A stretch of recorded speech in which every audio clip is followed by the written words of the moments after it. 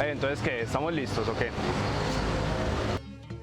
Se puede decir que cualquier reflexión que se haga siempre tiene una raíz histórica. Para entender los ámbitos del conocimiento se debe comprender que se construye y parte de momentos donde se presentan necesidades históricas. Entender el momento histórico. No nos preocupa entenderlo. Estamos más preocupados de entender lo que un autor dice sobre una realidad que entender el momento. Y entender el momento significa entender dos cosas. ¿A qué obedece un escrito? ¿A qué necesidad obedece un escrito? ¿Y qué es lo que yo quiero hacer con ese escrito en el momento en que yo vivo? No en el momento en que ese escrito fue escrito. ¿Cómo yo leo desde mi contexto de vida? ¿Cómo yo leo desde mi contexto de pensamiento aquello que de alguna manera está acumulado en las bibliotecas? ¿Cómo leo? Una palabra. Pero cómo leo es algo más que leer. Es cómo miro, cómo interpreto aquello que acontece. En el momento en que miramos la historia con criticidad y de manera reflexiva, es para podernos permitir empoderarnos del presente, así para poder cambiar el futuro. Pero ¿cómo empezar a entender este tierrero, este platanal? Bueno, ¿cómo empezar a entender este mundo? Mirando hacia atrás. Y es que necesitamos entender el pasado para entender el presente.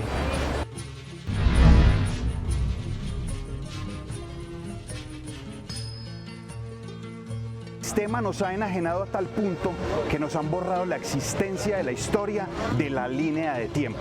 Después de la colonización se estableció un sinnúmero de eventos y de esquemas coloniales y eurocentristas que nos hicieron olvidar a nosotros mismos y a las personas de aquella época absolutamente todas las culturas y todas las raíces autóctonas que tenía Colombia.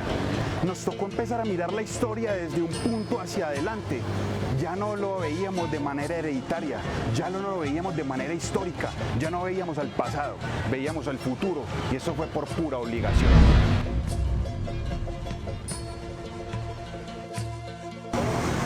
Nos dejaron sin una determinación histórica, o al menos no la real. Nos impusieron una civilización, creencias, hicieron avergonzarnos de ser indígenas, a tal punto de llegar a considerarse un insulto cuando es un orgullo.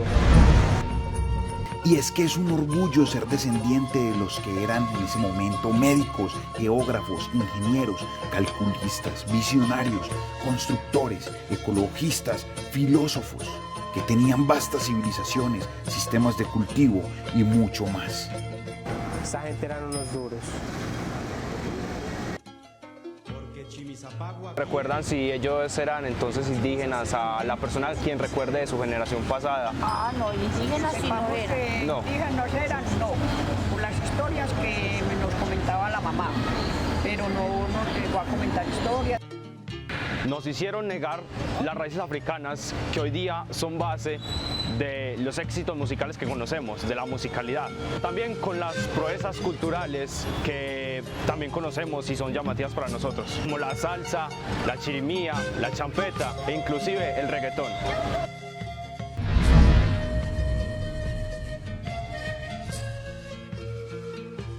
De la liberación poscolonial, los indígenas quedan rezagados, divididos del reparto político y del reparto geográfico, porque tenían la condición de ser minorías y estaban aparte del sistema.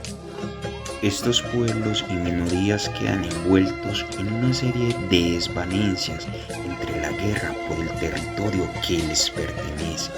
Las presiones capitalistas, neoliberalistas y comunistas los obligan a dejar sus prácticas herencias milenarias, el destierro con la expropiación de la tierra o la extinción propia de sus culturas. Es muy duro ver cómo en el siglo XXI, que se suponía era el tiempo de la inteligencia, de la razón, de los avances futuristas, se destruye toda la memoria, la herencia y la riqueza cultural del pasado. Es muy triste ver la destrucción sistemática del medio ambiente, cuando los indígenas americanos desde siempre hemos tenido todas las soluciones medioambientales que propician una viabilidad de futuro.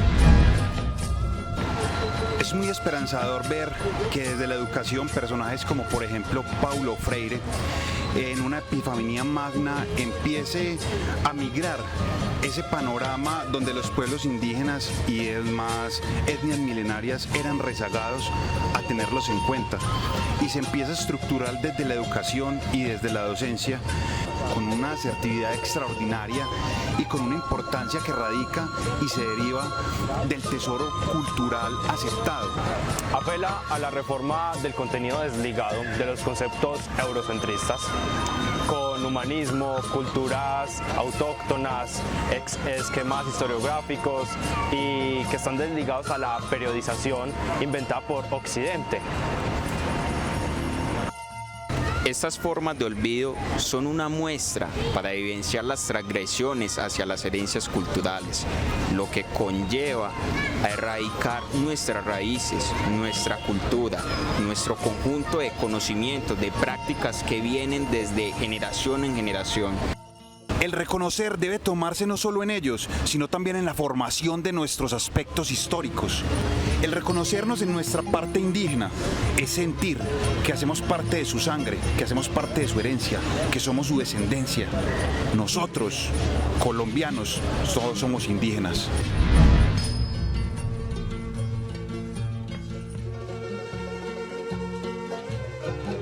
¿Cómo estás? Muy bien, mi nombre es Julián Javier Posada Gil, mi nombre ancestral es Guaguingama. Entonces esas prácticas que se están llevando ahora son muy destructivas para nosotros mismos y para los mismos gobernantes. Eso es lo que le van a dejar a sus hijos. ¿De dónde van a sacar el agua? De su celular último modelo, de su camioneta blindada, de los millones que pueda mirar en una aplicación del celular y cientos, de ahí va a sacar agua. Si seguimos tirando todas las cochinadas en el río, aburrá, se llama acá. Dicen los abuelos que el agua de un territorio es el espejo del alma de su pueblo. Entonces, como está río Aburrá, estamos todos nosotros por dentro.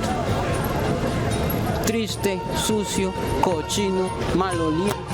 Ese es el resultado de tener 10 zapatos, un closet lleno de ropa, ropa que hacen con químicos y esa agua va al río.